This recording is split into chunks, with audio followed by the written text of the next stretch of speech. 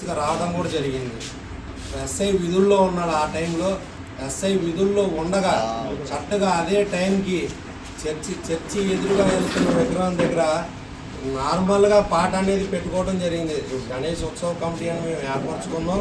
State committee మాకు ఒకటే చెప్పింది, దేవుడి పాటలు తప్పితే వేరే పాటలు, రాజకీయ పాటలు కానీ సినిమా పాటలు కానీ పెట్టకూడదని చెప్పి వాళ్ళు ప్రధానంగా పుడితే నిధులుగానే పుట్టాలనే పాట పెట్టారు, కావాలని ఉద్దేశపూర్వకంగా పెట్టారని వాళ్ళు ప్రధానంగా ఆరోపణ.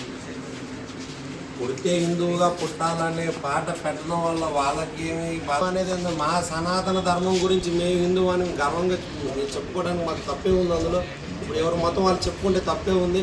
అది రెచ్చగొట్టే తత్వమా? ఇప్పుడు నా మతం గురించి నేను చెప్పుకుంటే అది ఎట్లా రెచ్చగొట్టినట్టు అవుతుంది? అది అవ్వదు కదా. అక్కడ పుడితే పుట్టాలి హిందువుగానే పాట మామూలుగా పెట్టడం జరిగింది అంతే. అది కావాలని రెచ్చగొట్టే దూరంలో ఎందుకు పెట్టడం జరుగుతుంది?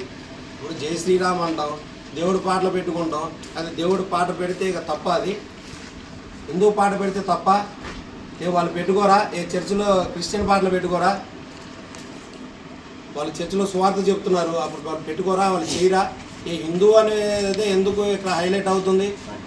ఈ హిందూ దేశంలో, మన ఇండియాలో హిందూ అని చెప్పుకోవడానికి కూడా మాకు లేదా?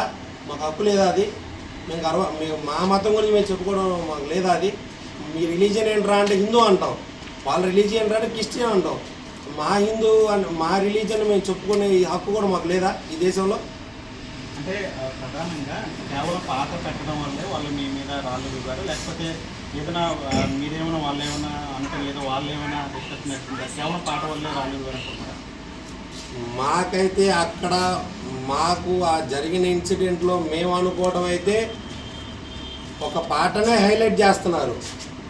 ఇక్కడ గమనించాల్సింది ఏంటంటే అక్కడ విధుల్లో పోలీసు వారు ఉన్నారు, పోలీసు వారికి సమాచారం ఉంది అక్కడ గొడవలు జరుగుతాయని చెప్పి. గతంలో కూడా ఇదే గ్రామంలో హిందువులపై 3 సార్లు దాడి చేయడం జరిగింది. 3 సార్లు డీజే లాక్కోవడం జరిగింది. 3 సార్లు ఉత్సవంగా వెళ్ళే విగ్రహాలు కూడా నిలిపివేయడం జరిగింది, గందరగోళం చేసి. వాళ్ళంటే వాళ్ళని బెదిరించడం కూడా జరిగింది. అంటే ఎందుకని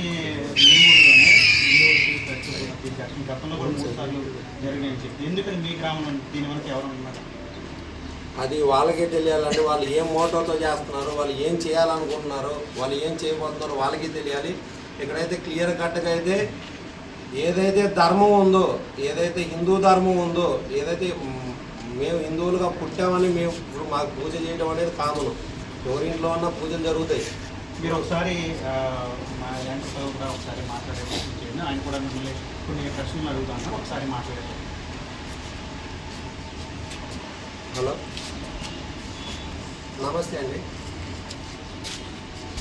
నమస్తే అండి, నా పేరు మహేష్ అండి.